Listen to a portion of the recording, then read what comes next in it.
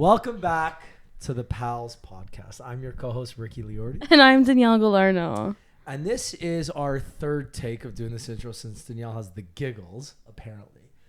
But in this week's episode, we had Greg O'Gallagher. If you're from the city of Toronto, you definitely know who Greg is. Greg kind of rose to, I guess, like social media fame maybe 5 or 6 years ago when he released the Bruce Wayne video, YouTube video, whatever you want to call it. But he's a fitness entrepreneur. He's launched bunch of different supplements. I think it was called the Hollywood Body or the Superstar Body, something like that. But it was crazy. He like literally rose to fame in the fitness industry with millions of subscribers and followers across all platforms.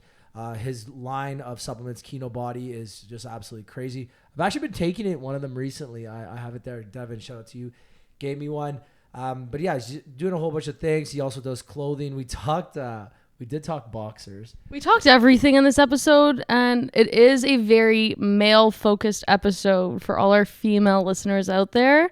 Yeah, it is fair to say that. Yeah, I just think it's a good warning to say. It was a good, like, boys episode. Yeah, like there is some points where I'm just sitting there, which was perfectly fine. It was a great episide. Yeah, he was great to talk to. And he's very, make sure you watch this video on YouTube, because when he talks, he's so into it. Like, I feel like when he's listening, he's like listening to my mind. He was very passionate about everything. And I think that's what stood out on him talking about his like craft and like his fitness journey and like how he like speaks to it and tries to inspire people by it, because you can see it in his like his eyes, his voice, everything. And his marketing tactics too are absolutely genius. Like, you know, everybody wants that movie star. I think it was the movie star body or the movie star, Hollywood movie star. Everybody like sees, I don't know, Ryan Reynolds on TV and like, oh, I want his body. It's like, well, he captured that, you know, and really marketed himself. And he's obviously jacked too, which definitely helps.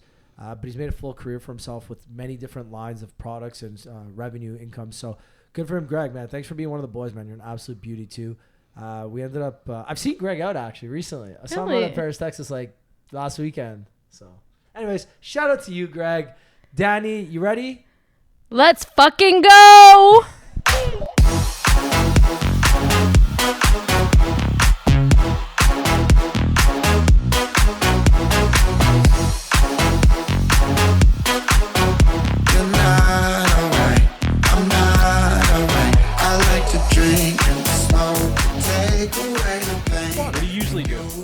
I sit in the middle because I'm the loudest. But no, man, you're the guest. Wherever you want to sit.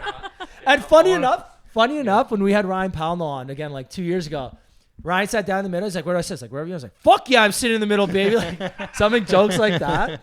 But yeah, man, glad we finally got you on the podcast. Me too, bro. I'm pumped to be here. And man, we were talking offline how it randomly happened, and even Danielle's like, "When did you book this?" I'm like, "Yeah, just fucking randomly." I just feel like everything's been Paris, Texas lately. Like how you've met people. Literally. Paris, Texas. I met the love of my life at Paris, Texas too. Who? Come on. Okay, well, I'm not talking about it on this. I can't, okay. I can't say it on this. Can't say it on this. But yeah, I met like the love of my life at Paris, Texas maybe like 2 months ago. Okay, the problem is, did it manifest? Like you might be a guy that's similar to me. Like, it's only been open for a month. No, because my Ironman was it opened like ago. July 8th. It opened right before Canada Day. Yeah. Anyways, so my strength when it comes to girls is like my energy, my vibe. Like when I'm in person with someone, I've got an attractive aurora, I guess you can say. But this night I wasn't drinking. It was hot. Aura. I was sticky. Aura. What did I say? Aurora. So I was like, it was really hot and sticky, and I was like gross, and I wasn't feeling myself. So I guess she wasn't really that attracted to me. But so we failed that one. But again, I met her at Paris, Texas that night. The aura was off the first time. And that's it. Fuck, I screwed up. First impressions. But then the second time was good. I haven't seen her since. Oh, so okay. So I'm not actually in love. I'm not actually in love. Nothing's happened. Okay. Not actually in love, but it was one of those things. But yeah. It's interesting how that can happen. Like when your state is on, your aura is good, you can be so attractive. And if you're like not feeling it, you know? Fuck. Do you know what? I'll tell this story too. Saturday night, I was at a wedding. And like I put on this fucking suit that fits me perfectly. I had this like nice black shirt on. Trim my beard, my hair's whatever short now, but like I looked fucking good. I felt good. I was like feeling myself. I went out, man. I was just on one. I was getting looks. I was just feeling fucking top notch. Then you fast forward and sometimes it's like you have other nights where you go and you're like, I don't feel so hot this time. But no, Saturday night I was fucking feeling it. What do you think the key is? Oh, a couple different things. Fuck, great question, Greg. Couple different things. I think how you feel mentally that day has a big effect on how you feel physically. But then also roles reversed. How you feel physically also affects your mental state and your confidence. So I guess it's both of those. Because I've had days where, I've went out feeling like I look amazing, like physically, and I felt amazing mentally. And then I've had days where I've gone out and I'm like, my mental state is just not here. I'm not smiling. My aura's not good. I'm just not on one today. I know. What do you think? No, I think that's it. I think that one, it's important to be present to the moment. The more present you are, the better you feel. Yeah. You know what I'm saying? Yeah, no, definitely. If your head is somewhere else, you're thinking about something, you're in a bad mood, whatever it is, you're going to be off. But when you're really present, and that aura is the mistake a lot of guys make at the bar. If you look around, they're standing there, their body language is opening up to everyone. They're looking around, they're looking. Their value goes down, down, down, down, down. If I'm actually by myself or with one buddy at a bar, I'm like, do not look anywhere. Don't look out at people. Face the bar, we're looking here, and then the women start to gravitate towards you. If you're looking around, it's seeking, you're needy. I have all the power I have right here. So like I tell my buddy, don't fucking look. Okay, have you tested this out? This is fact. This is fact, bro. All right, maybe, think about it, but maybe this is why I'm striking out so much lately. But it's the same, think about, if I see two women, they could be 9s, they could be 10s, it doesn't matter. If they're just looking around for attention, for a guy to approach them, I'm not attracted. They're needy. Well, they're seeking valid. Come on, you see a fucking supermodel fucking if she's looking around like crazy, like seeking, I'm unattracted. Really? Could be a fucking 12. Okay? You're a better man than I am, buddy. You're a better man than I am. She doesn't need that validation. Okay, let's hear it from a woman's perspective then. Danny, what do you think? Oh, I just never thought about it like that. Think about the last couple guys that you saw at the bar that you were really attracted to. What made them attractive? I haven't, because every time I go out with you and like with friends, and I'm not looking for that. They're laughing, they're in the moment, they're having their own party within each other. They're not looking, seeking. It's the same thing. Look, one of the biggest attraction triggers is pre-selection. It's a guy that is already wanted by women. So as soon as you're two guys looking around, walking, doing the lap, you've already signaled to every girl that looks at you for a second, you're not pre-selected. You're on the search. I agree with that now, because I find like too, when I go out with my friends and let's say like they're going out to look for guys, we end up number one having a like worst night. Yeah, that's fair. But it's also like they end up not talking to guys. I see both sides because there's nights where you go out with their friends and they're recently, like my guy friends are recently single. They're going out just to chase some tail, and they always strike out. But then like I'll get lucky or something, and I'm not the one that was like looking. I was like, hey, you're trying to wingman your buddies. Here's what you do, okay? Here's what you do. If you want to go out, you want to meet a chick, maybe you even want to like really hit it off that night. Just tell yourself before you go out. Just tell yourself, we're not having sex tonight. No sex tonight. No taking anyone home. Not allowed. And then all of a sudden, it's fucking tough, you're not looking for, now that you're not looking for it, that's probably what's going to happen. See, I'm fairly lucky that a lot of times I go with Danny and like some of our other female friends, and like we're a big group. So normally we just go out to have fun. It's like sex is usually the last thing on the majority of our minds. Like it's like we go out just to have fun. We're having drinks. We're getting drunk. We're dancing. We're singing. We're being stupid. So sex usually isn't on our minds. Sometimes it just happens, right? Devin over here, he does it right. He's got the whole group. He's having fun. What are you talking? What? Devin does it the worst. So for those watching or listening, Devin's off camera right now, but he's in the room. Devin just needs the mic right now. Devin does it well. He just falls in love like instantly every fucking time. Like instantly in love, game over. Like he's like one woman, and then a month later, next woman. A month later, next one, and in love with all of them, like tatted up and everything. You know how many tattoos he's got of women's names on him? I know. Did you really?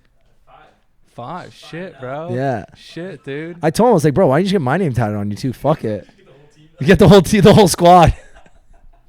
You know what? It's fun to watch. It's fun because Devin. Wait, sorry. Are you in a relationship or are you single? I'm not in a relationship. Okay, single.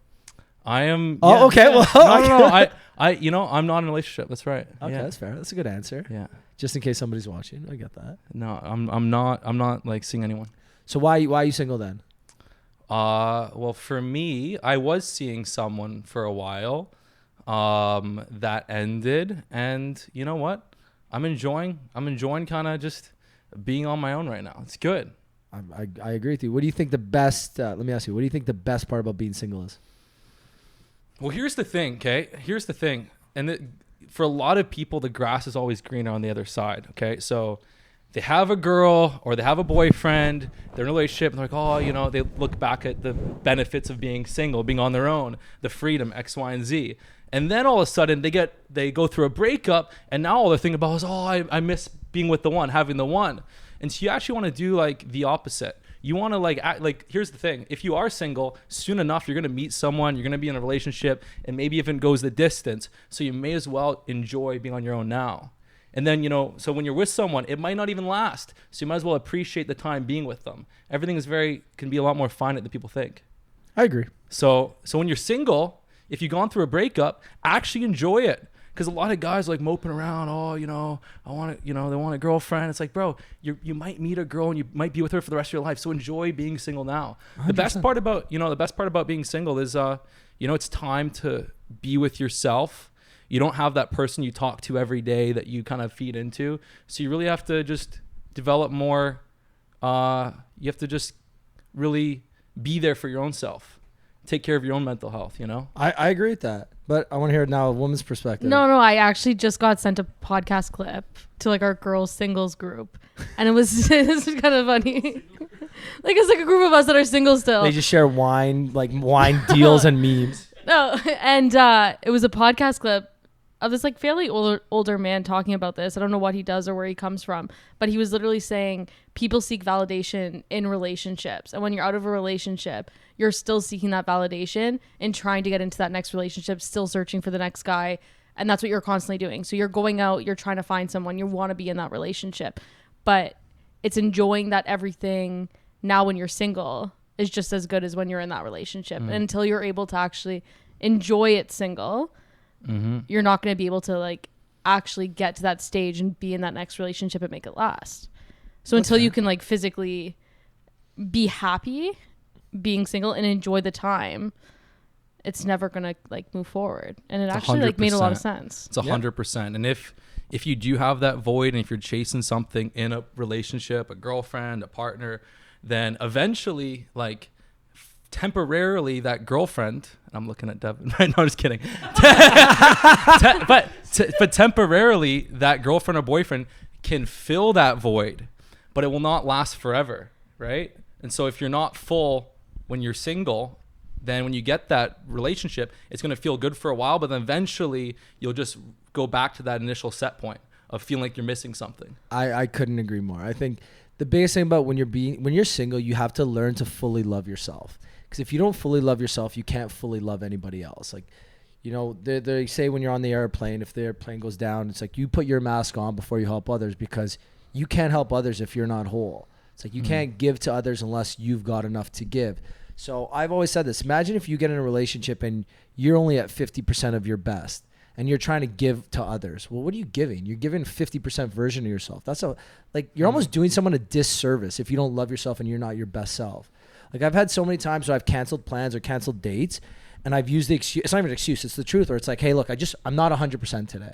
I don't want to show up at 80% or 70% because I don't want to give you this lesser version of me, because then it's like we're doing nobody a favor here. Like it's a disservice to me because I'm better than this, and it's a disservice to you because I'm not giving you the best version of myself. So we both lose. So I'd rather just cancel. Let's reschedule to a day where either I'm feeling better or we can do something better and I can give you 100% of me, because I never want to be anything less than 100% of myself. And you know what? Relationships are quite nuanced, because on some level that's true. And then on some level you want to meet someone, and even though you're still growing, you want to be able to grow with each other and then not use that as, hey, I'm not at my highest level, so I'm not ready to meet. So it's a little bit of like, it's nuanced, you know? It can be a little bit of both. Yeah, that's fair. But I think at the same time, when you love yourself the most and you meet someone that can help you grow and you meet someone that's on your level, I think what you do together is like a whole nother level. Yeah. Like I don't know if that makes any sense, but you always hear people say, I was so happy before I met the love of my life, and then I was even happier. I didn't know there was this new level of happiness. And I know that's how, at least I'll know when I meet, I'm single too, obviously. That's how I'll know I meet my person, when I meet someone that just makes me a better person than I already am right now. Because right now I think I'm at 100. I think I'm literally at the best fucking version of myself. when I meet someone who makes me a better version, then I'm like, yeah, fuck, it's done. It's over. So I'm a 28-year-old single woman. The first thing anyone ever says... This is bad. Shut up. She just aged herself. No, but the first thing anyone ever says, whether it's family, friends, or are you dating anyone? Are you seeing anyone? The first question. When you haven't seen someone Sorry, in a while. Greg, how old are you, by the way? I'm going to be 32 pretty soon. Okay, so roughly the same age. Yeah. And even like when we're going out with friends, I have some friends that are always constantly being like, oh, we're going to find you someone tonight. Why can't we continue to do the things that we're doing now and still be happy? Just because you're in a relationship and I'm not in a relationship doesn't mean I'm just as happy as you. Mm-hmm. And I find that it's like constantly being told in our head on a day-to-day basis, you're not happy until you are in that relationship. But it's not true. It's a mental state of like how you're feeling and how your life's going. It is interesting to say the least. You know, like I feel like society puts such pressure on, especially women in your late 20s. Like it's just society. You got to get married. Definitely. You got to have kids. Like whereas guys, nobody asks me. Well, because we do have a timeline. You guys don't have that timeline. You guys can have kids into their, and again, women are having kids later on in life, but then they're also hitting 35, not being able to have kids, and then they have to go through IVF and all these other treatments, and there's not a whole other issue. Yeah. So there's just two sides to it. There was some guy that had a baby at like 85. 85. Isn't guys can have kids whenever. Sylvester Stallone. As long as your sperm's still you know working. what? You do want to be like, you know, you don't want to be too old. You don't want to have a kid at 70 and then, you know, you're like, you want to be able to work out with your kid, play sports and stuff. So. I playing sports with my kid would be like the biggest thing. Like I can't wait to have like a little Johnny or Steven or whatever the hell his name's going to be, or Jessica, Samantha, and be able to just play baseball, play soccer, whatever, pickleball, whatever sport they want to play, because I think that'd be unbelievable. Dude, 100%. Okay, Robert De Niro just had a kid. Is that what you were looking up? That's what I was looking at. Sorry. I knew it was 79. I knew it was someone that just had it in April. Kid. Good for him. That's it. Yeah. I'm going to pivot because I do want to talk about fitness now. And your line, Dev's actually gave me the mojo. I've tried it. I've taken it. Awesome. When did this whole fitness journey start? And then when did the Kino stuff start? The fitness journey started at a very, very young age. I was... Like, were you always fit or no? Well, I was always drawn into the idea of working out and fitness. I thought it was so cool. Even as a kid, I was into the Van Damme, Stallone movies, and I was like, oh, I want to be jacked. And so I would do push-ups like at a very young age, 10 years old. I saw my uncle one day doing push-ups with his feet up on a chair at my cottage. And I was like, I want to try that. So I was very drawn in. And so I started doing some random exercises as a little kid. And then I started lifting weights consistently at 13, 14.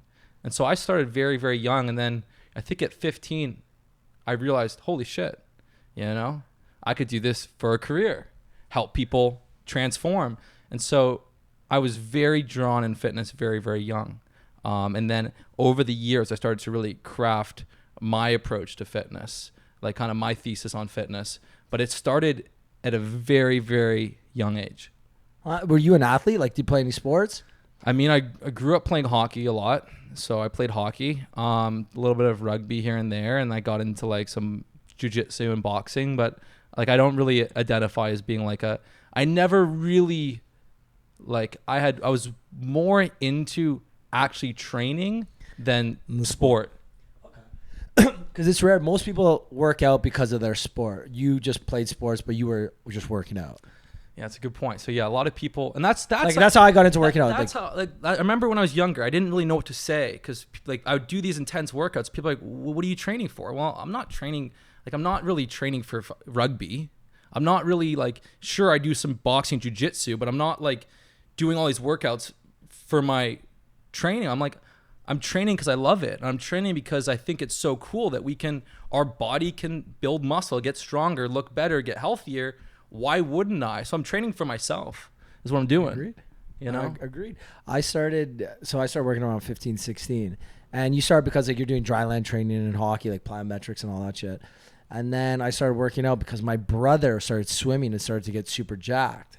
And I looked at him, I'm like, yo, his body looks fucking sick. And like swimmers can get really jacked really quickly because again, you're burning, I don't know, 2,000, 3,000 calories, but you're also like building crazy muscle. So he got really jacked. I remember joining the gym when I was like 15 or 16. And back then there was still that stigma. It's like you can't lift weights until you're like 18 years old. Yeah, I was going to say like you started working out pretty young. Like I started very young. Like lifting weights. Like is that a stigma or is that like the truth.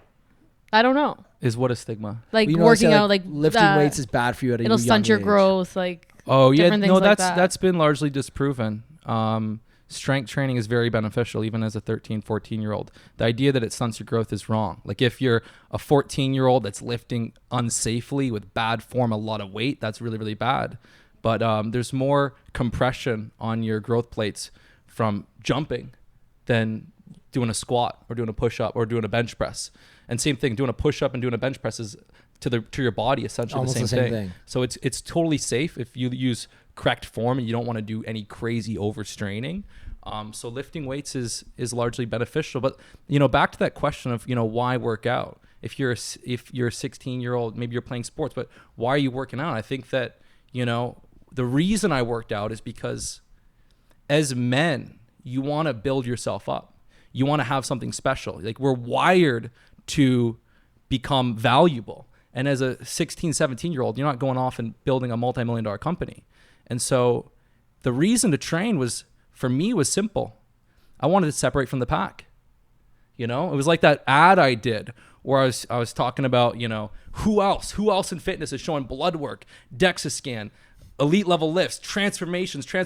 And so, as a teenager, I didn't want to be average. I didn't want to fit in. I didn't want to just settle, and I'm looking around, we're doing these fitness classes. These guys are out of shape. They're huffing and puffing. They're doing 10 push-ups. I'm like, what is this?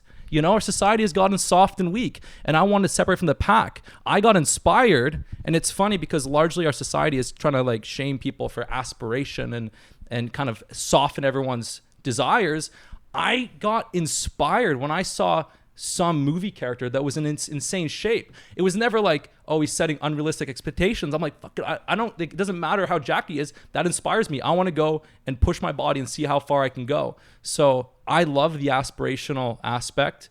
And, you can make money, you can do a million things, but building your body is the most valuable. This is the one body you have. You take it with you everywhere you go. It affects you, not just your strength and how you move, but it also affects your mind. When you work out, you push your body, you feel better.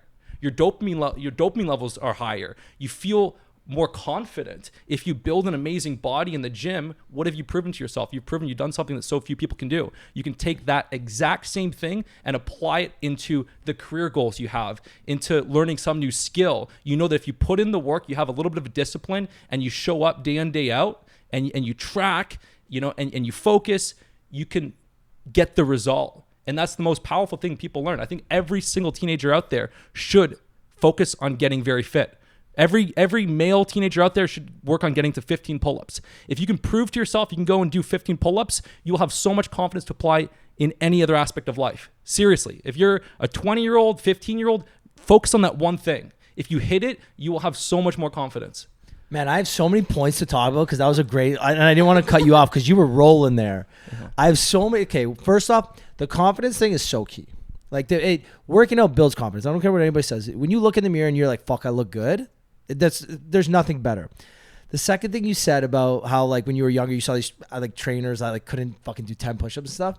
I'll never forget going to Good Life at 27 and 7 up in Vaughan. This is about 10 years ago now. And I did a spin class. And the instructor's definitely not fit, like a little bit overweight. I don't care, you do you. But this lady, she's on the bike. She gets off the bike after 5 minutes. She's looking at me. She's like, push, you got this. You think you're so fit? Climb up that hill. Climb up. I'm like, you fucking climb up the hill. You get back on the bike. You fucking kidding me? Because she's like, oh, you think you're so fit? And she was like doing it to like motivate me. You think you're fit? Come on, climb that. I'm like, you fucking climb that. I didn't swear. But I was so cheesy. I was like, how? Like, would you go to a dentist that had bad teeth? No, you fucking wouldn't. Mm-hmm. Like, are you gonna...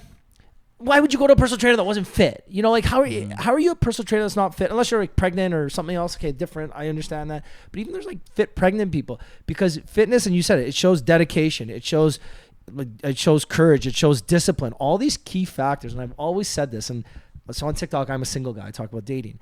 I've always said my partner needs to be fit.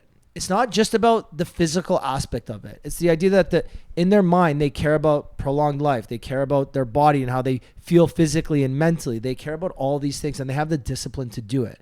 because you can't just work out for a month and get jacked. It's not possible. You can't work out for 2 months and get fit. You can't work out. It takes time, and it takes a long time to consistently do it. And it's not just about going to the gym. It's about your diet. It's about your sleep, your water, all these other aspects. So if you can get fit, you know you can, and you have that discipline, there's so many other things you can translate that to. So there were so many other things you said. I wanted to cut you off. I was like, fuck, he's on the wrong. You know what? That's always been, you know, when I was younger, the motivation, like I wasn't training for general health and longevity. You know, I think a lot of 20-year-olds you were training to look jacked, man. It's to separate from the pack.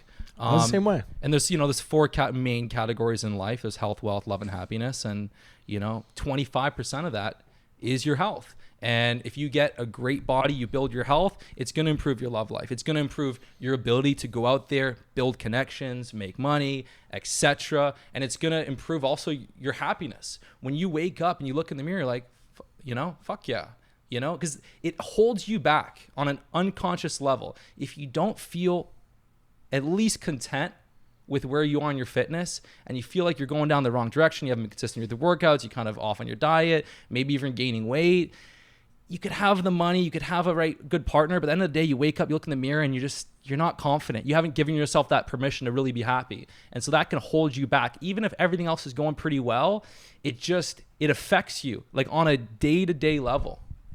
And so it's important. It's such a powerful feeling to be like, well, damn. And hey, you don't have to be 6% body fat or, bench 300 pounds, but at least when you get your fitness on a good point, where you're getting your steps in, you're following a good nutrition plan, you're hitting the gym, you're making progress, looking better every week, at least then you're like, well, damn, we're getting closer. And it's like a weight's off your shoulders. You feel so much better about yourself. And to that, it's not always about just hitting the gym and doing personal best. It's like, hey, going for hikes with your friends, spending time, going for runs, walks, getting your steps in. Like, I know when the Apple Watch came out, like the 10K steps became like a big trend all of a sudden. This was like 5-10 years ago, whatever. And I know so many people that every single day their goal is 10,000 steps, and they do it no matter what. Even if it's 9 o'clock and they're at 8, they'll go for a walk just to get those 10,000 steps, because it's true, right? The more you move, the better you are, and it helps with your sleep. It helps with how you feel, your bones, your muscles, everything. And when you stop moving, you stop taking care of your physical self, your mental health suffers. When your mental health suffers, fucking literally your whole life suffers. Like your job, your relationships, your social life, your family, everything else will suffer when your mental health is off. And one of the big things about mental health is physical health too. They go fucking hand in hand. Yeah. 100%, man. 100%. It's just interesting to see, because I know obviously not everybody cares about physical health, right? Like not everyone prioritizes it, like people like me or you or whatever. But you know what? It doesn't take as much effort as people think. Like to get maximum benefits, a lot of people think they got to be in the gym hour and a half every day. They got to eat some brutal diet. It's not that hard. Even if you can just go and lift weights, strength train twice a week, hit key compound movements twice a week, that will do so much for you. Okay, if you can just tighten up your nutrition a little bit, just get a little bit more, I like to do a 5-hour fast from when I wake up, have my first meal 5 hours later. You can eat a healthy lunch, a nice dinner. I have dessert every single night. I'll have some chocolate or some cookies every single night, and I'll just fit it into my calories. And I hit weights 2 or 3 days a week, and I get lots of steps, and I eat some chocolate at night, and it's really easy. It's not that hard. So let me ask you, what would be 3 tips then for someone listening who's not, let's say, doesn't love the gym? They don't really care to them. What would be 3 tips that would help them get in better shape? What are the easy 3 ones? Well, I think the gym is really fun. I agree. Yeah. If you've been told you got to be in the gym for 2 hours a day, obviously not fun. But if you go in twice a week, you hit a few key movements, some incline dumbbell bench press, some pull-ups, some Romanian deadlifts, Bulgarian split squats. If you track your weights and you focus on improving, the reason people don't love the gym is because they have a negative view of it. They view it as all this work and the benefits aren't that high. If you can actually get all the benefits you want in 2 workouts a week, show up, get stronger, you're going to get addicted. A lot of people fall in love with my training because there's a method to the madness. It's not just do all these different workouts and feel exhausted and sore. It's like, all right, this week we're adding 1 rep here, then we're adding 5 pounds. Then they get addicted to the game of leveling up. So focus on tracking all your workouts. Do less, but track it. Most people, even if they're in the gym 6 days a week, they don't get results because they're not tracking anything. They go back to the gym, they do the exact same amount. They do the same weight and reps every time. Do less, track it, push a bit harder to get that extra rep, extra 5 pounds. And then also there's a certain way to think about lifting that gets way more fun. When people do cardio and they're thinking about weight loss, they're like, okay, well, I burned 600 calories. Okay, so now I have a little bit more room to work with. With weight training, what you're doing is, let's say you lose 10 pounds. If you didn't do strength training, you would lose a good chunk of muscle. If you did strength training, then you would retain much more muscle. So you'd actually lose more body fat. And let's say you've been, maybe it's the holidays, maybe you're eating too many calories every single day. You weren't strength training. Well, guess what? You're putting on mostly body fat. But now you've been doing those 2 intense or 3 intense workouts a week. Now those extra calories, you're going to gain some more muscle. So strength training improves your body composition so that when you're losing weight, you lose more fat, you maintain more muscle. If you're gaining weight, you gain a bit less fat, you gain a bit more muscle. So there's a massive impact. Nothing else as far as exercise has a bigger ROI for the amount of work as strength training. Whether you're a woman that wants to lose weight, whether you're a guy that wants to build muscle, it is the highest ROI activity you can do, far beyond cardio. Well said. What's kind of on topic, off topic? What's your favorite, like, one exercise? Your personally, not what's the best for everybody, just you personally. What's your favorite? My favorite would be like a shoulder press. Really? Yes. I like a shoulder press. In fact, I've never heard anybody say, no one's, you know what's fucking shoulder press gets me hard in the morning. The early days of strength training has not been like dumbbells and barbells has not been around for as long as many people think. The bench press came much later. Before the bench press was a thing, strength was largely about lifting an object overhead. It was about, overhead pressing. And so men would build these really big shoulders, strong traps, and more of a compact chest. And then when the bench press was developed, men started kind of just lying down and just focusing on their chest all day. And that's why if you see a lot of lifters these days, they have these big chests and smaller shoulders. I do the opposite. I focus largely more on the shoulder press, a little bit of incline, and I find you get a much harder, more aesthetic physique. I know this because when I was younger and I saw actors like Brad Pitt and Troy and Ryan Reynolds, they looked super aesthetic, and I would do my bodybuilding routines and I would never quite look like that because I was so focused on chest and flies and shoulders as an afterthought. I'd get the big puffy chest and my shoulders would be average, and then I reversed it, focus on getting lean and building the shoulders, and that creates sort of that. If you look at any of my before and afters, my transformations, they all kind of look like plate of armor chest, rounded delts. It's a specific training. So I think men need to focus on getting stronger on an overhead press. Did you learn all this like through the school of like trial and error? Did you actually go to school for any of this? Because like obviously you know what you're talking about, but like how'd you learn this? I was very, very, like, fitness was always my highest value. Even as a 12 or 13 year old, was my highest value. So I've been reading nonstop in health and fitness since I was 12 or 13. And then I did a massive period of trial and error, testing different things, trying this workout, trying that workout. That's really, and I've learned from some of the top experts. I've learned from like some of the smartest people in the health and nutrition field, and I've subscribed to different, research reports and stuff like that. But most of my philosophy has been sort of my own trial and error, learning from a handful of people, testing things out, and just kind of creating what worked for myself, and then sharing that with my clients, my followers, and then seeing their results, and then tweaking it, and then it's worked brilliantly. We've had, through my programs, hundreds of thousands of people go through them. And I walk down the street with Devin. We have people coming up saying, holy shit, I did your Greek God program. I gained 20 pounds of muscle. It changed my life. It's like nonstop. I can't go out in Toronto or any major city and not have at least 2 or 3 people come up to me telling me your program has changed my life. Like, there's no cap. Like, hang out with me for a day. You'll see it firsthand. That guy was like, I couldn't believe it. It was almost like he was like his eyes, like you changed my life. Like, and it felt so present. Like, it wasn't like, oh, thanks, man. I did your program. It was sick. It was like it was from the heart, man. That doesn't happen every day, but like from the heart, even in Barcelona, like this stuff has had such a massive impact because I've simplified fitness. I've made fitness really exciting for people that maybe were disenfranchised. Well, hey, I'm not an athlete. Hey, I'm not training for longevity. I'm not trying to do a marathon. I'm not looking for weight loss. I've captured men that were like, I want to separate from the pack. I want to look like a movie star. And guess what? I don't want to have to carry around 6 boxes of Tupperware every day. And so all of those people were like, shit, this is what I want to do. And we've had hundreds of thousands of people go through it. And it's real. It's sick.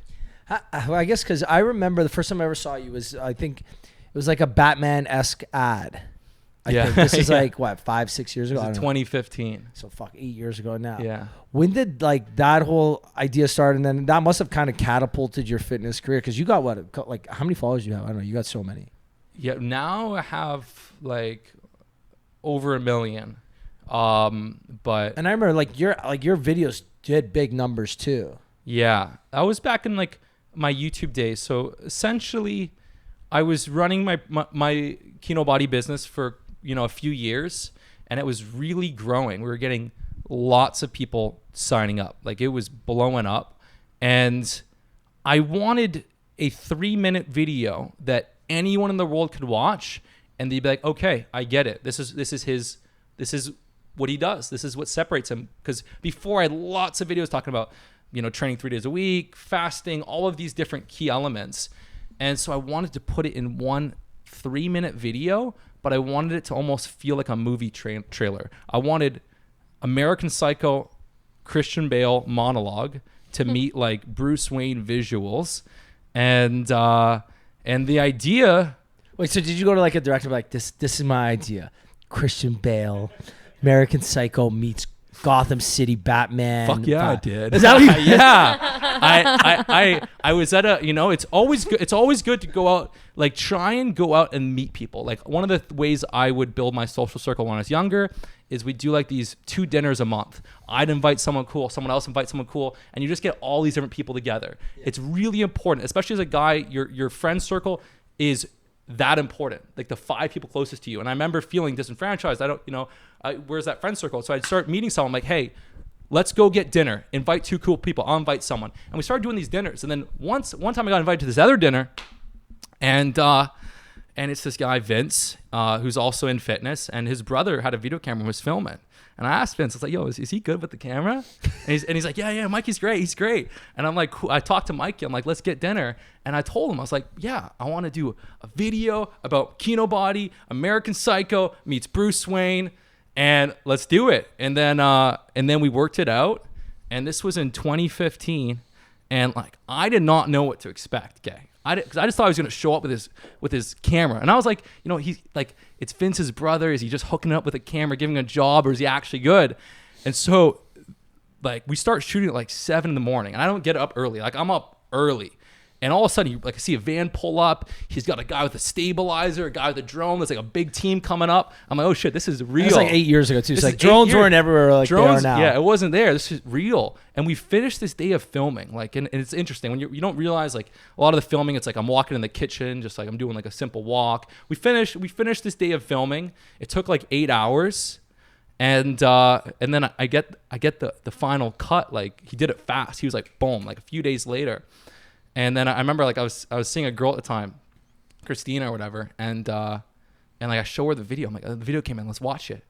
And she was like, fuck, that's good. That's like a movie trailer. I remember when I saw it for the first time, I didn't even know you, and I was like, yo, who is this guy? Yeah. Danny, do you know what we're talking about? No. Okay, we gotta show. I feel like, I guess most, and you would have been young at that time too, so you might not have seen it, and you probably didn't care for shit like this. But I remember seeing it, I was like, fuck yeah, I get it. It used to when the first cut actually had like a full on ass shot. Like I was doing the shower, and it was like I had the ass shot in it, and then I was like, that's really American Psycho. Yeah, it was very full. We went full blown, but I was like, you know what, like that's not very YouTube friendly. This might not go viral because it's gonna get flagged, and won't be able to run this an ad. So we had to cut out. We had to like cut out the ass shot. Yeah. Yeah. Okay, so after that went mega viral, and this is before like TikTok viral days, right? Like this is old school YouTube, Facebook, Instagram was around in 2015. Yeah. Instagram was around, but it was different. There weren't the reels and the videos, just photos. I don't even know if you could DM. You could DM in 2015. There was a time when Instagram you couldn't even DM. I don't even know. Do you know that? I remember when you couldn't DM on Instagram. No, but I don't even know by 2015 if you could. 2015, I think you could. Actually, I know for a fact you could.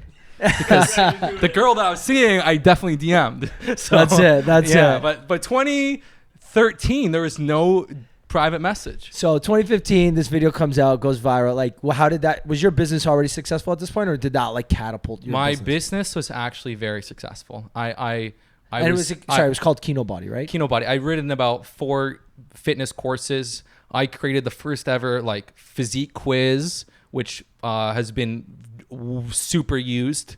I mean, there's big companies that do, big numbers with the quiz. I was the first one to do a quiz. I was doing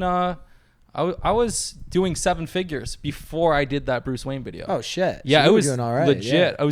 I didn't spend any money. What you would have been? You would have been like 23. Yeah, 24. Okay. Yeah, no, it was big, but then things like tripled, with the Bruce Wayne video. I remember there was like even like I had this one guy that I was friends with named Shash, and I was like, bro, like just run this on Google.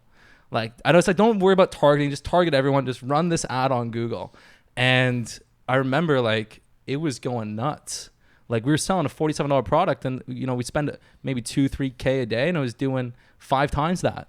It was like insane. That didn't last forever. Obviously. Yeah, but there was a like a money printing era where you could print money with paid traffic. That door was closed a long time ago. But it was nuts. So people just see the ad, they'd see your video, Bruce Wayne video, it goes to your fitness plan, which was like a month. And it was so much cheaper. You could just target everyone. Like I remember I was sitting at a Starbucks. I was having an Americano, and then I see these 4 girls looking at the computer, laughing, looking at me, laughing. And then I'm like, what is going on? Like, I was like, what? And then one of them came over and she's like, are you that actor from that ad? Are you the American Psycho Batman? She didn't, because they didn't know what it was. They thought it was a commercial. They thought I was an actor in a commercial. And I was like, oh yeah, it's me. And then it went nuts. And then it was like the real Bruce Wayne title. I knew it took off because when I was walking down Toronto at night, I would wear like my in the video. I'd wear like these black joggers, this white shirt, gray cardigan, my like hair. And I just remember hearing like people calling, "It's the real Bruce Wayne! It's the real Bruce Wayne!" I didn't know how to react. And this is before like viral moments now. Like going viral back then was like you were on like MTV Ridiculousness or something. Yeah, but you know what? That was a different time period. That was a time period where you can make one banger video and it had a massive wave effect. Yeah. That doesn't happen anymore. Now it's a different thing where you just got to create so much content. The idea of doing one awesome banger doesn't exist anymore. But that was a time when like whatever Dollar Shave Club, Dollar Beer, like people could do like one hit and crush it. And that was like a year's worth of advertising. It was one video. Yeah, one video. You cannot, I mean, maybe you could do some longer successful, but it's just, now you just got to get so much repetition and quantity. Now it's even more about like kind of building a story. It's like a long-term story with like many different scenes or characters. You got to do podcasts. You got to clip the reels. You got to hit people 10 times a day. You know, gets it. You got to do a lot. It's a lot of work these days. Back then, I want to go back to 2015. I wish I did this shit back then. This would be nice. One video a week or something. One video a month. Yeah. Imagine that, Danny. Dude, that was our lives would be easier, eh? Way easier, yeah. No, okay. So then, when did this stuff happen? When did the protein and the... Yep. So... What? Tell us what the full line... Tell us all about it. So it's interesting because I was not... Like, I had a lot of issues with a lot of supplements that were out in the market. Pre-workouts had way too much caffeine. The real ingredients were underdosed. They would have a lot of artificial sweetener and ingredients. And so I was talking with a friend of mine who also had his own company. And he's like, why don't you do supplements? I'm like, well, I wouldn't want to white label them. I don't believe in a lot of these different supplements they're doing. And so what if we could create your own? I said, fuck yeah, I'd do it. And I knew exactly what I'd want to put in it because, one of my friends created a really cool website called Examine that it basically collects all of the different research around different ingredients, different utility, the benefits. And it's a very cool site called examine.com. And I remember being like, you know what? If you create a pre-workout with the right amount of caffeine, L-citrulline for blood flow, L-theanine, and a few other things, that would be awesome. And we created the samples, and I took it, and it was like better than I imagined. And so we launched the pre-workout Kino Octane, which feels amazing. It's no crash. You feel like that smooth, euphoric boost in energy. Is that this one? Yeah, you get a couple more reps, especially your last couple sets. You get a couple more reps, and you feel good, and you feel awesome. Like L-theanine works so well with caffeine. If you have any issues with caffeine, jittery, stuff like that, wired, the L-theanine is very calming. And so then we made the pre-workout, and then I believe in like there's some cool benefits with collagen protein. Human beings were kind of meant to have more rich amounts of glycine and proline and bone broths and stuff. And so most humans aren't getting that. I'm not doing big stews with bones and cartilage. And so I started doing the collagen, which is good for your hair, skin, nails, joints. It's more filling and satiating, which I like. And then really the one that's been blowing up that I love the absolute most is actually the Mojo. That's the one I have. Dev gave me one, last month? A couple months ago maybe? Yeah. Yeah, the Mojo's really like, oh my God, it makes a big difference. So basically right now it's crazy, but men's testosterone levels are down. They're down 40% from the 80s. They've been dropping, and there's a number of reasons why that is. You know what? Sorry to cut you. You know, this is great because I was just about to say, why do you think men's testosterone is dropping? As you're saying, and it's like, here are the reasons why. So, fuck, great. Great job here. Keep going. No. Keep going here. Don't worry. Yeah. You look at me when you're done. This is great. I mean, look, like we don't know like precisely exactly why. It's all speculation. Now, if you have a higher body fat, and men today have largely become weaker and more overweight, and if you have a higher body fat, your testosterone levels are down. So the more taut your waist is, the better it is for testosterone production, lower estrogen in men. But besides that, besides lifting weights, besides being lean, there's way more estrogenic compounds in our foods, in our water, in our environment. It's nonstop. We're exposed to, even having your phone in your pocket, right? You're exposed to radiation. The more time your phone is in your pocket, it's bad. Foods have phthalates in them. There's all these different endocrine disruptors in our environment. And so you're nonstop bombarded with these things that disrupt testosterone production. And so it's extensive. There's so many different things that affect you. So one of the ingredients inside Mojo, actually two, tongadali and boron, are anti-estrogenic. They help your body deal with and methylate that extra estrogen. And so they help you actually increase testosterone. And then, zinc and magnesium. But even also, I would say also our diets have changed. There was a time when human beings today were eating less whole food. We're eating more processed grains and vegetable oils. We're eating actually less beef, which I think steak is highly beneficial, especially for supporting testosterone function. We're eating a bit more chicken, and it's funny enough, we're actually consuming less sugar now, and sugar is the most demonized. We're actually eating less sugar than 40 years ago. And is that bad? Well, I'm not saying it's bad. Well, actually, we're eating less sugar. We're eating more high fructose corn syrup, which is harder for the body to handle. But I've never been one to completely demonize sugar. I think a little bit in moderation is not that big of a deal, as long as you're eating healthy, wholesome food. I know that you got dessert every night. I have 20% of my calories. I have whatever I want, but it's important. Like, I'm a big believer in eating healthy, wholesome food. Steak to me is the one food I could never replace. If I was like, let's replace potatoes, okay, fine, no chicken, whatever.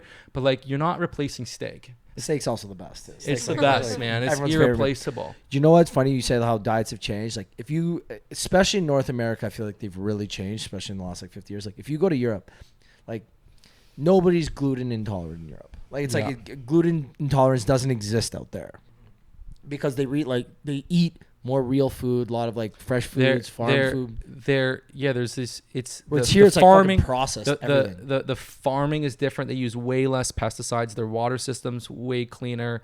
The food quality is way higher. Like, I think they use like 10 times more pesticides on their foods. If you go, they do or we do. No, sorry, America. Yeah, America uses 10 times more pesticides. So the food quality is way higher there.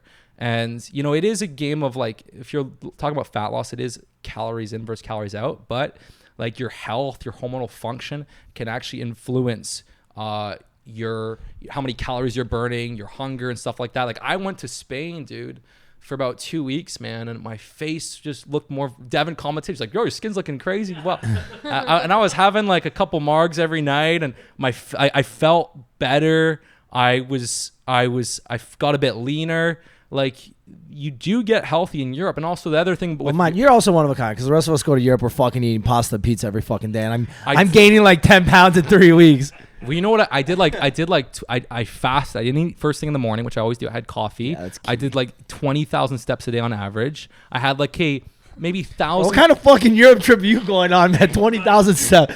My man's doing laps around the Coliseum. I was walking, dude. I was walking 4 hours a day. I was walking a lot. I walked a lot. I had like croissant and like turkey bagel sandwich for lunch. I had a good 1,000 calories. Man, a good croissant sandwich in Europe fucking slaps I had different. A croissant sandwich. Yeah, those are good, croissant man. Sandwich slaps different in Europe. Sandwich. But so it takes a small couple little changes makes a big difference. So if you're having a breakfast, if you skip the breakfast, you walk, you have like whatever you want for lunch within reason, and then you have your nice dinner feast. People, though, I will say, like in Europe, they would like I'm used to eating like a good pound of steak for dinner, and like I sometimes order 2 steaks at dinner, and they're like, impossible, we cannot do only one. They didn't like me ordering 2 steaks. I was like, don't worry, I'm gonna eat it all. So my man's fucking living large. Yeah. Still crushes 20,000 steps. And I got famoosed. I took some. Wait, you got what? I got famoosed. What word is that? Is that a word? I got famoosed. I think like. One of the guys I work with. Not even a real word. We're taking some guys I work with out to this big dinner, this Michelin 5-star dinner, whatever it was, and I was like, okay, let's go there. And then just like I got famoosed. Like we all showed up to this dinner starving, and it was like a $4,000 dinner, $4,000 or $5,000 dinner, and they're bringing these tiny little portions, and I'm like, little bites. There's little bites, man, and I'm like, guys, you gotta just bring me more steak, please. And they're like, is this prank? Is this a joke? I'm like, no, I'm literally starving. Like, I'm not dropping $4,000 and leaving hungry. But I feel like that's how Michelin-star restaurants are. Like, you get what? 20 plates. Each plate is like the size of this, and each meal's like the size of this. Like, I just wanted a little bit of steak, man. I get that. I know, dude. They actually did bring me more steak. It was all good. Completely off topic.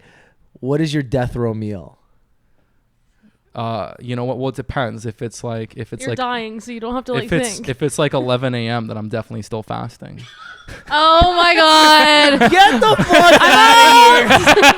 Podcast over. We're done. Daddy's about to go shut it off or something right now. I'm not breaking my fast till 3:00. No meal. Okay. It's 7 p.m. You're gonna die tomorrow. What's the meal? And be as descriptive as possible. Definitely. You know what I really like? I like a nice porterhouse, because you get the New York, you get the tenderloin, some delicious potatoes. The meat near the bone is always nice too. The meat off the bone, and like some cake. Like a where are you getting? So just the porterhouse and mashed potatoes, or regular potatoes? I do some crispy potatoes of some sort. Okay. Where's the steak from? Like any specific restaurant? It could be from. You can go to any city and find a really good steak. So I guess it depends where you're gonna die. Yeah, there's a handful, but like any really good steakhouse will do. Okay. So what kind of cake? Like carrot cake. I'd probably pick like 3 cakes. Have like a bite of each. Yeah, you're gonna die. It doesn't matter. So I'll have like a little piece of each. Carrot. A coconut cake, carrot cake. Coconut. That's interesting. A nice chocolate cake. Some people don't like desserts. Like some people that really enjoy eating, they don't like desserts. I've always enjoyed desserts. I've enjoyed it all. Steak, potatoes, desserts, sweets. I'm not a huge candy guy. I prefer like cookies and cake and stuff. That's fair. I'm my fucking kryptonite's popcorn. Like I fuck with popcorn. That's big time. Popcorn's like super average, bro. No, oh man, it's my average. Seasoning. You've been to my house. Like I'll make like 4 bags, but each bag's like one's light buttery, one's buttery, one's air pop, one's like the cheese popcorn from the store, and I've got all these like different seasonings, and like I'm really good at mixing them too. And I've got the olive oil spray. My challenge with popcorn, dude, is like I do not like hearing people chew. And you go to a movie theater, there's always that they go like they grab a whole thing. That's my dad. That's my dad, man. Oh, they're chewing for Frank. hours. Man, I love my dad, but my dad, like, sometimes I'll just look at him. I'm like, you're in the middle of the movie. Like, my parents, I'll just look at my dad, like, really? Because I eat like 2 or 3 at a time. Like, I grab like 2 and I just play some. And nice and chill. My big bowl of popcorn lasts me like an hour and a half, 2 hours. Because it's a massive bowl, but I take my sweet time and I enjoy each bite. Whereas my dad's like a scooper.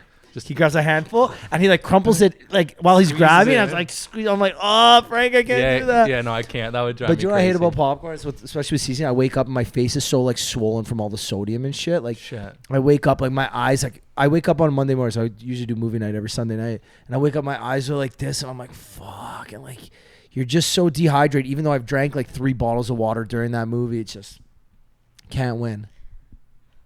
When you go to the movie theater, do you eat your popcorn before the movie starts? Never. That's my biggest pet peeve. I'll wait for the movie to start before I touch my popcorn. How come?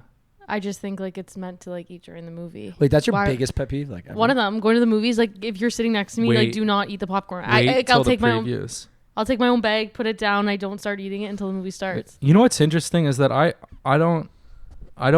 used to like go to movies and buy popcorn and stuff like that. And then I was like, I'm still fasting. Can't watch the movie yet. No. But, can't watch the movie.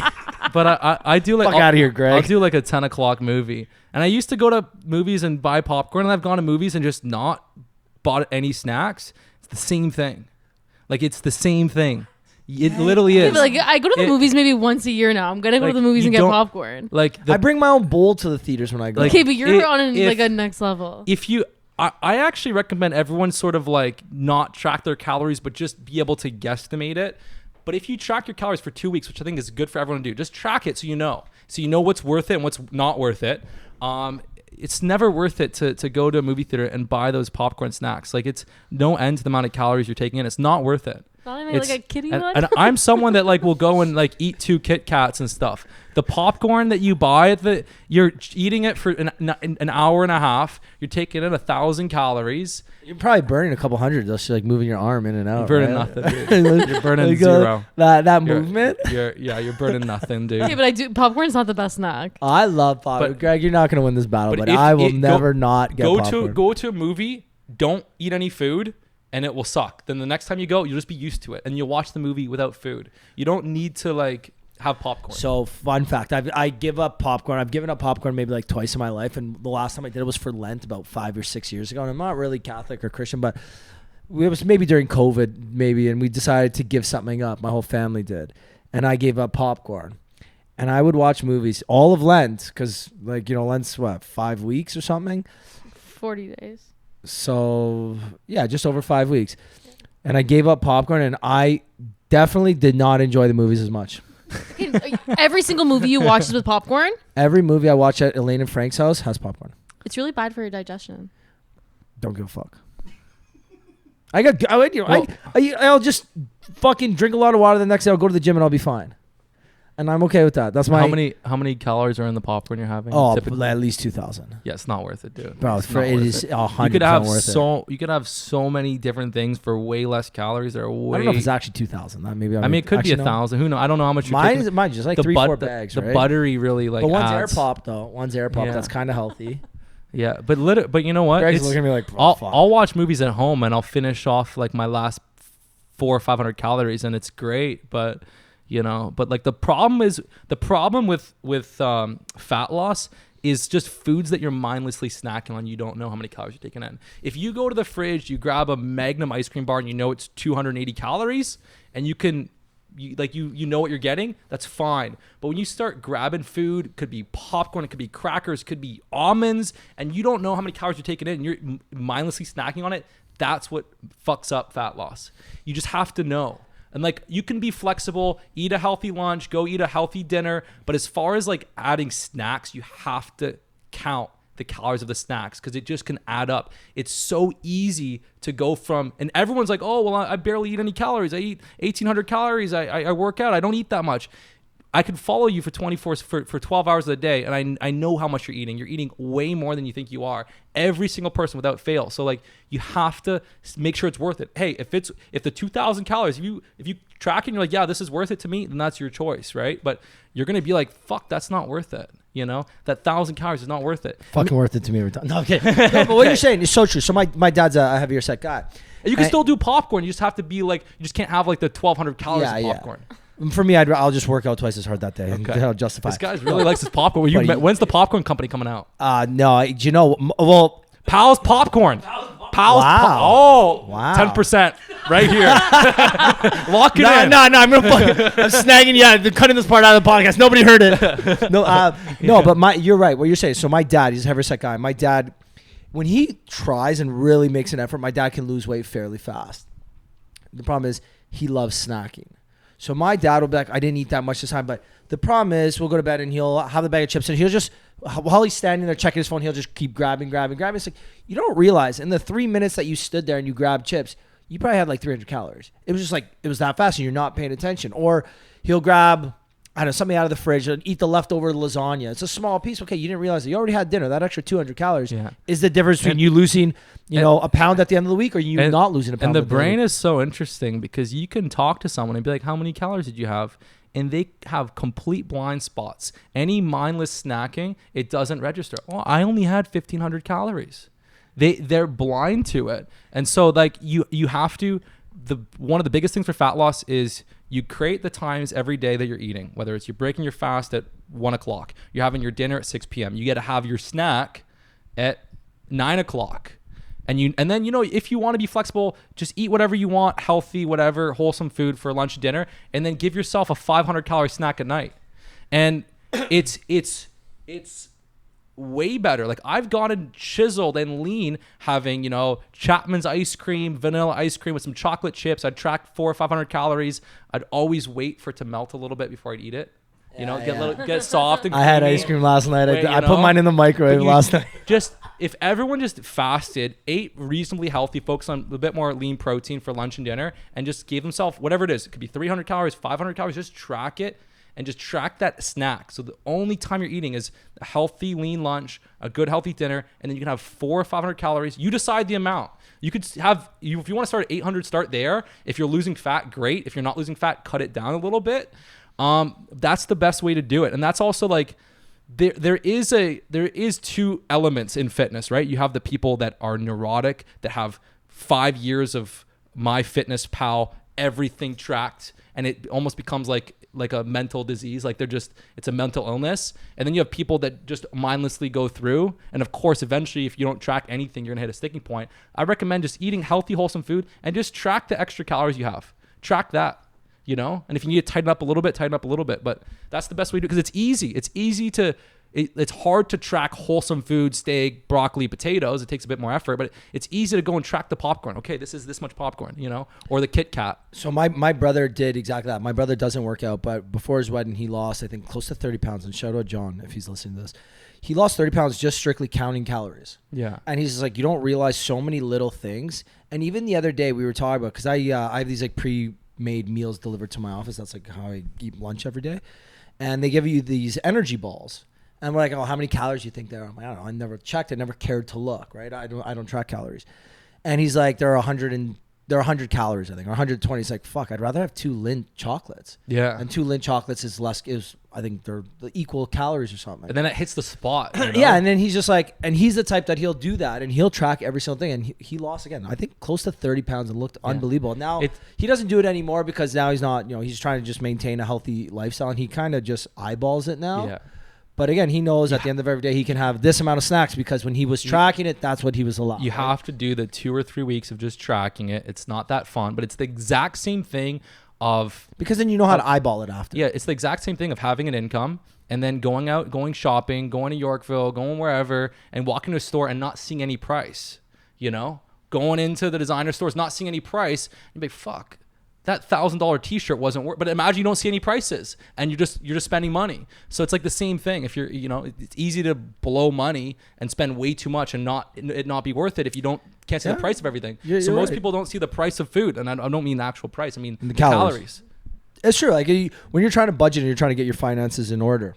And I'm sure a lot of people listening to this are in that position because most of our listeners are give or take 30. And also, if you're going to go out for dinner, I go out for dinner all the time. Sometimes I go out for dinner 5 nights a week, nice dinners, and I order a big dinner.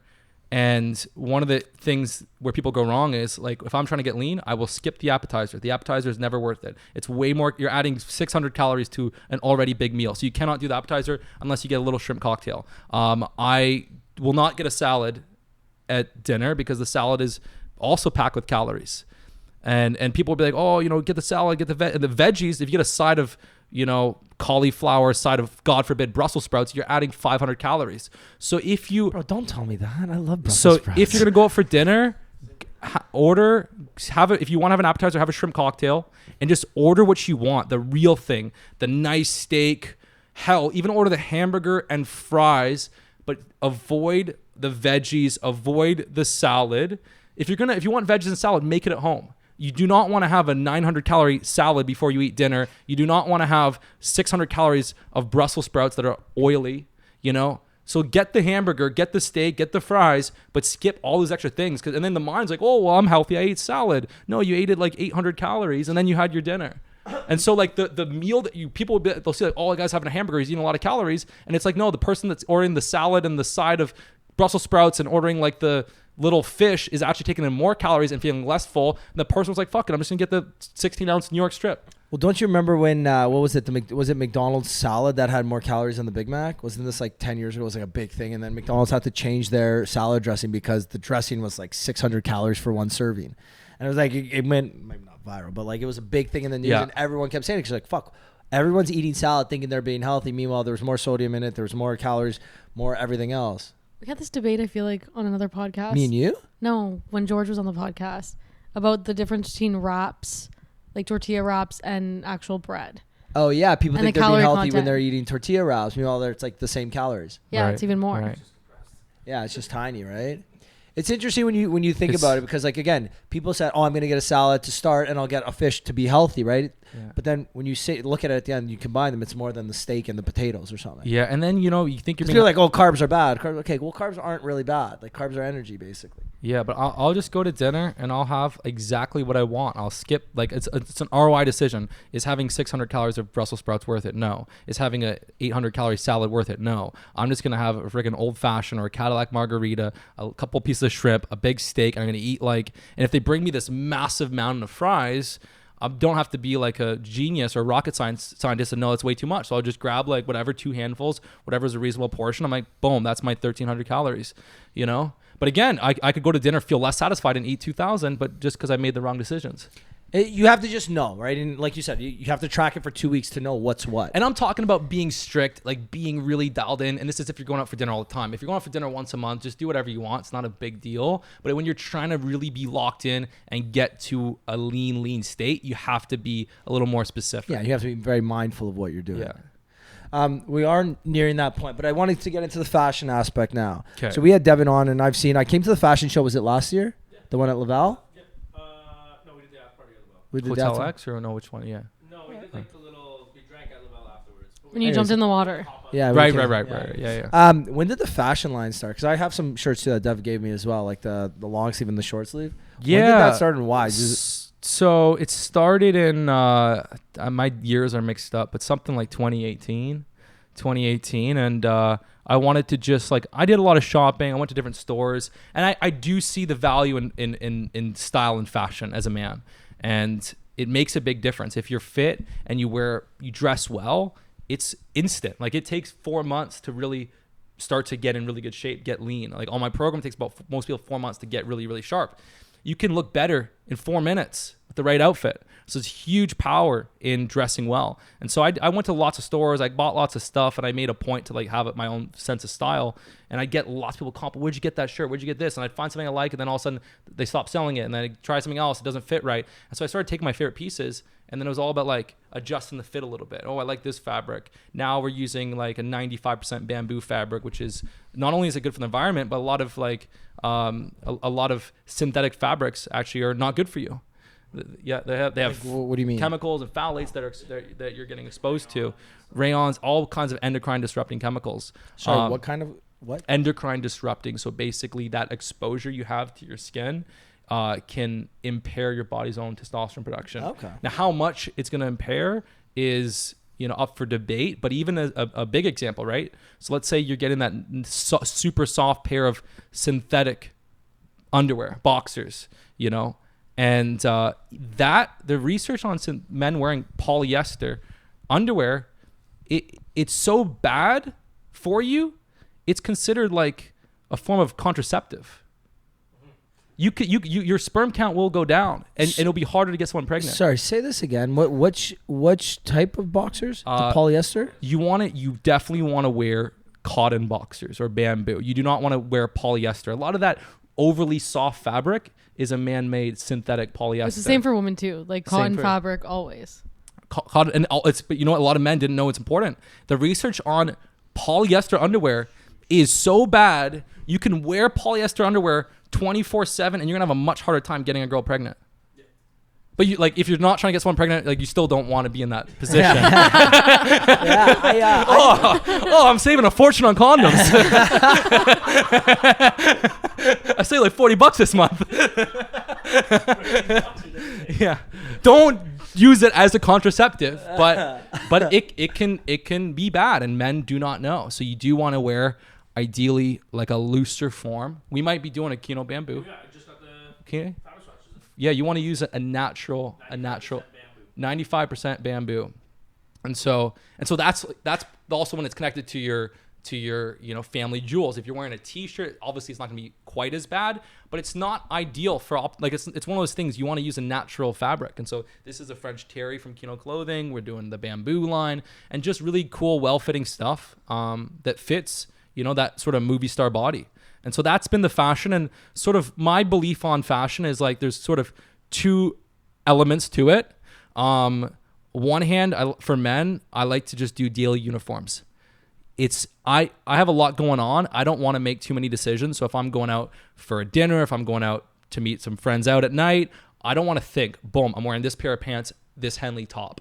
I want to have different uniforms for different things, because a lot of guys out there that don't really understand style or fashion, they just buy all this random stuff. They don't know how to wear it. This shirt they spent $200 on, they've worn it once. Nothing fits together. You want to think about style and fashion as creating your looks, your uniforms for different settings. And so that's part of it. The first thing for a guy to do is get in shape. When you get in shape, clothes look way better. You don't have to spend a lot of money. If the fit is good, you're going to look good. That's the first level. Second level is build those uniforms. Dress simple. You don't need to be fancy.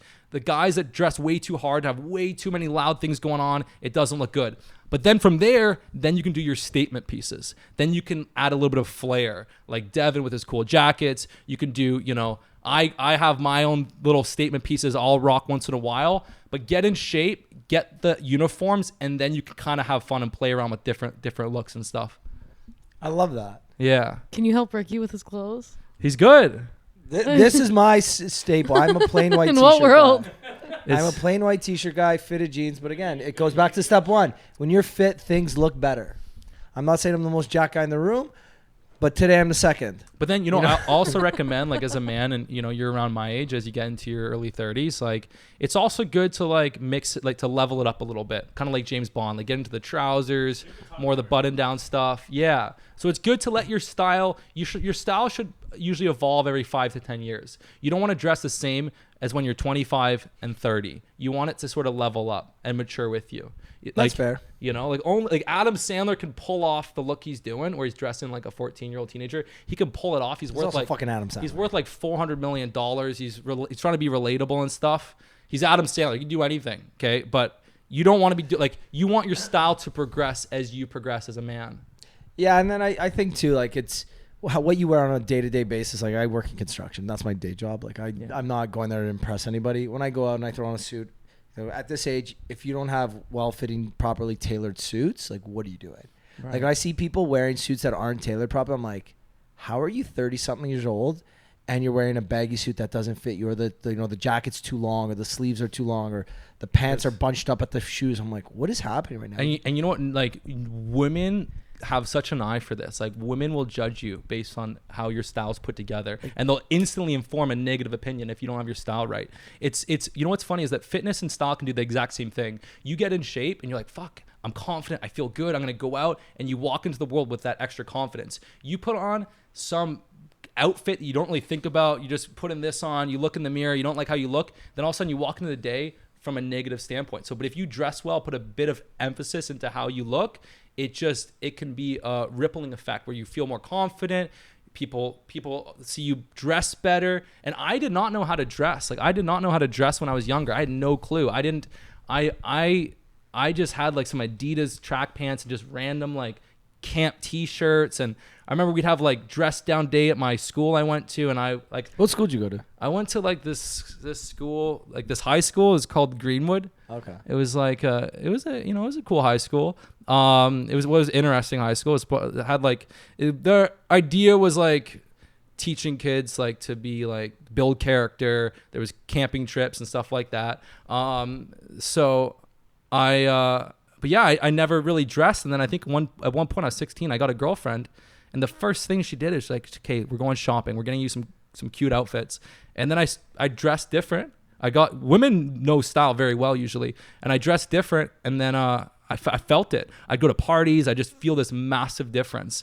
It's like look at Crazy Stupid Love, Ryan Gosling, right? Steve Carell. Steve Carell. Like the very first thing he does after he gets divorced and his confidence is down is he brings him to the gym and he takes him out. He's like, you're wearing the 44 when you should be wearing a 42 regular. Like, what are you doing? And so he gets his style up, and then it's like that first catalyst. Yeah, and so if you're feeling down, you're feeling low confident, then just getting to the gym and just dressing a little bit better can make a big influence.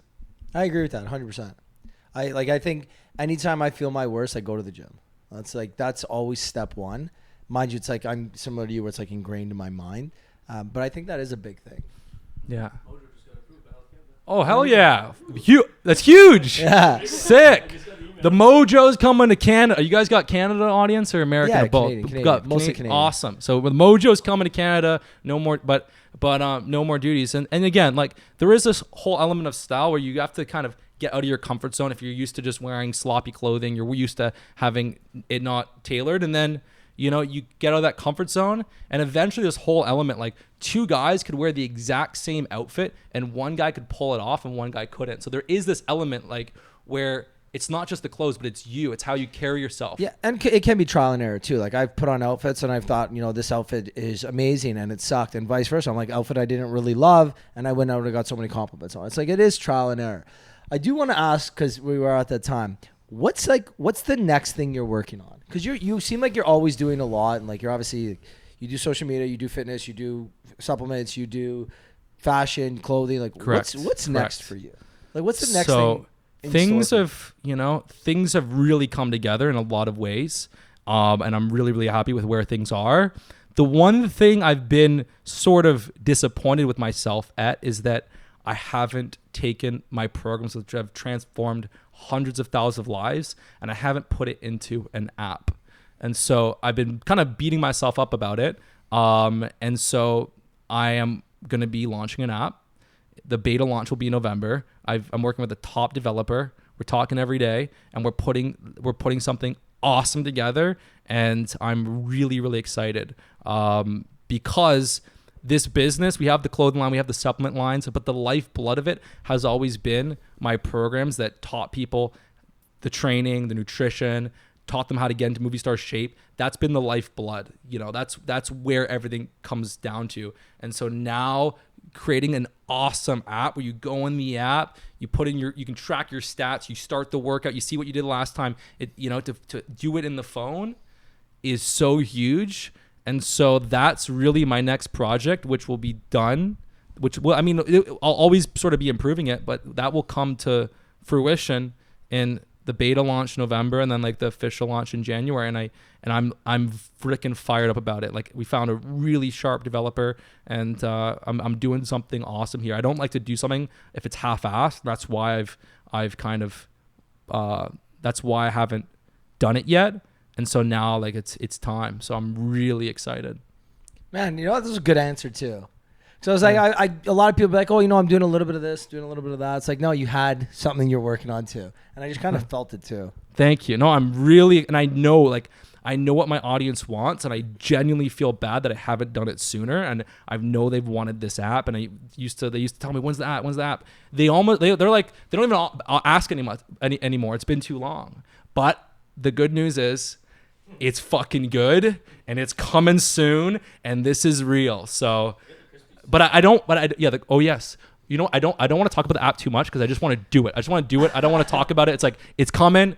I'm not going to say anything else about it. It's going to be sick. And then, everyone knows I break my fast every day with a Rice Krispie treat. Sometimes Starbucks, sometimes this Summerhill Market in my house, they make them really good. But I wanted to make my own that's naturally sweetened. We use MCT oil, no vegetable oils, really satiating, crunchy with a little bit of protein in it. And so we have our own Kino crispy treat. And it's super limited. It's going to sell out, and it's going to take us probably 6 months to restock it. But in that time, everyone that gets it is going to fucking love it. I'm going to save myself at least 4 months worth. So I'm going to need at least I'm going to need 150 bars, bro. I'm going to have them, bro. But we had the samples months ago. We had the samples months ago, and I ate it. I'm like, this is good. This is super filling for 200 calories. It hits the spot. But I'm like, what's my family going to think? What are my friends going to think? What are guys going to think? What are girls going to think? They were like, please do this. And it was super expensive to launch it. Like the margins are really not good on it. It takes forever to make. You need to do massive orders. And so it's really like financially, it's kind of like, but it's that good. We're doing it anyway. I love that. Yeah, we're doing it. And if nothing else, me and Devin, we can eat like 100,000 bars. We can eat them. We'll eat them every day. And it's good. Like it's. I want to do something that's a little bit healthier than getting a Rice Krispie square. So we use stevia, and it's really, it tastes good. It's got protein. It's satiating. Is it just like normal Rice Krispie flavor? It's a normal Rice Krispie flavor, a little bit of vanilla and stuff, but we might do a cocoa one down the road, but honestly, like, it's just kind of like, it's coming. I haven't talked about it very, very much because I know that like we don't have, like, if we restock it, it's going to take forever. And like, so I'm just like, you know what, we'll let people do it. But it's coming soon. We'll bring you some.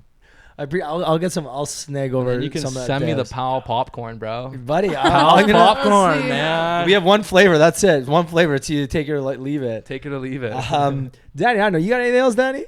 I think I'm good. I feel like this was a boys episode. Danny's just sitting there listening. I know, I it's feel okay. bad. No, it's okay. Yeah, I was like, So you know what? It's nice because I used to do this with one of my other best friends, George, and it's having Danny on is nice because you get a female perspective, and like especially when you have women on the pod too, it's nice to have like a woman that they can vibe with. But sometimes you just have the boys episodes. Well, you know what? She knew all about the cotton underwear. Yeah, she did. She knew about the cotton, no polyester. Danny's gonna be text me like, I went to the gym today. I'm inspired. Everyone watching this episode, check your underwear label. Is it polyester? Is it cotton? So polyester's bad, cotton's good. Correct. If anything cotton is great. Anything synthetic, rayon's bad. Anything synthetic is not ideal. So do not. Because I feel like all my boxers are like comfy and soft and like. Yeah, there are some cotton Calvins. I actually, you know what? Funny enough, I just got back from my trip. I haven't done laundry, so I'm wearing polyester right now. I'm wearing polyester, bro. No, you can have sex. I can. You can have sex. I can. No babies. Greg, appreciate you coming on though. I'm glad we got a chance to do this. I'm glad we randomly bumped into each other at Paris, Texas. Yeah. If people want to find out more about you, all the products and everything, where can they go? How can they find you? Very, very simple. You can connect with me on Instagram. I'm active every day. Greg O'Gallagher on Instagram. And then my main hub is kinobody.com. And that's where you can get the mojo, check out my stuff. And if you're looking for a fitness app to follow, then stay tuned. That will be coming in November. Beauty. And guys, if you made it to the end of this, make sure you give Greg a follow, give us a follow, share this with your friends. And other than that, signing off, pals. Cheers. You like to drink and to smoke to take away the pain. And I don't remember all of my mistakes and every high.